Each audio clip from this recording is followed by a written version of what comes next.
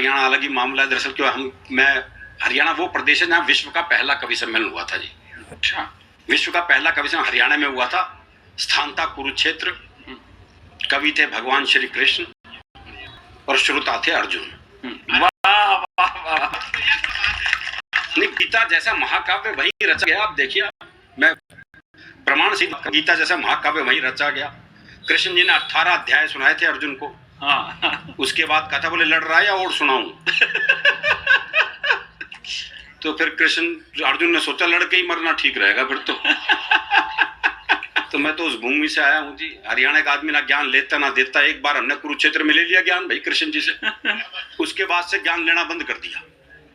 भाई जिसने कृष्ण जी से ज्ञान ले लिया हो वही आलतू फालतू बाबाओं से ज्ञान लेगा जो आजकल चल रहे हैं, देखे नहीं आपने।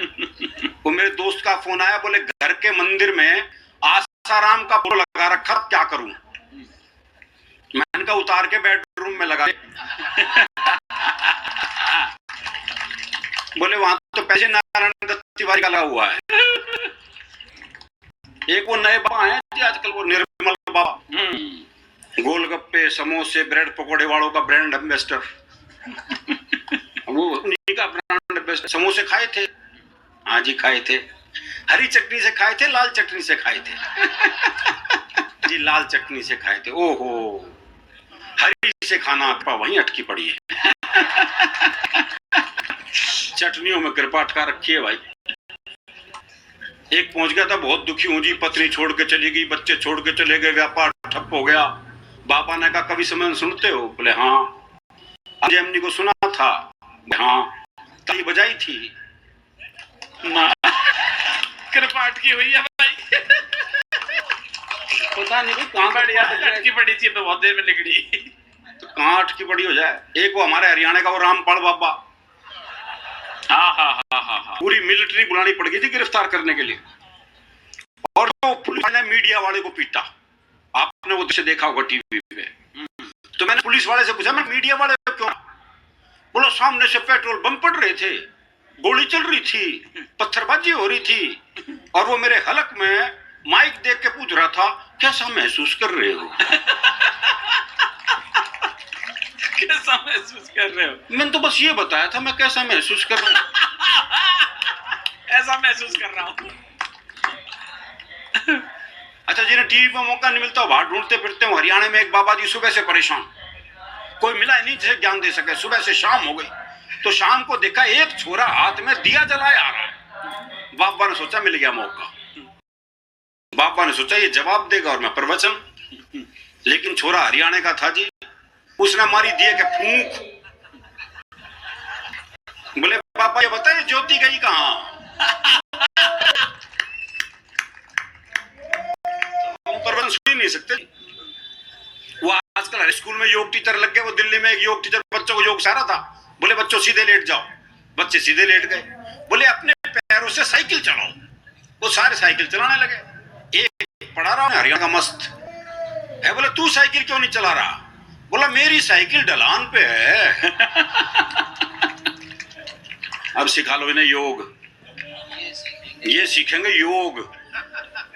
भाई जिस योग गुरु कृष्ण जी से योग सीख लिया हो वो इनसे योग सीखेगा। ये सीखे सिखाए बालक है साहब। आजकल के कंप्यूटर टीवी युग के बच्चे हैं, बड़े शार्प बच्चे हैं। वो क्लास में टीचर ने सवाल कर दिया, बोले जिसे सुनाई नहीं देता उसे क्या कहते हैं? तो एक बच्चा खड़ा होकर बोला जिसे सुनाई नहीं देता उसे तो कुछ भी कहो।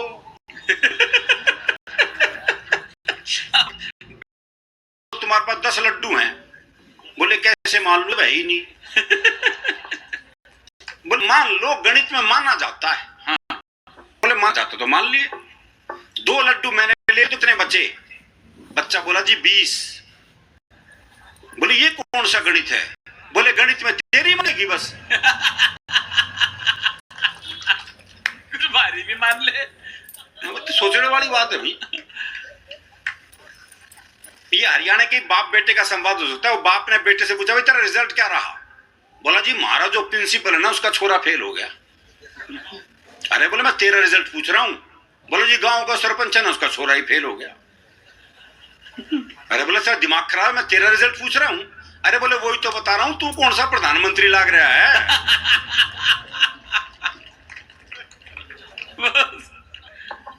वो बाप जो है बेटे की रिपोर्ट कार्ड देख रहा था।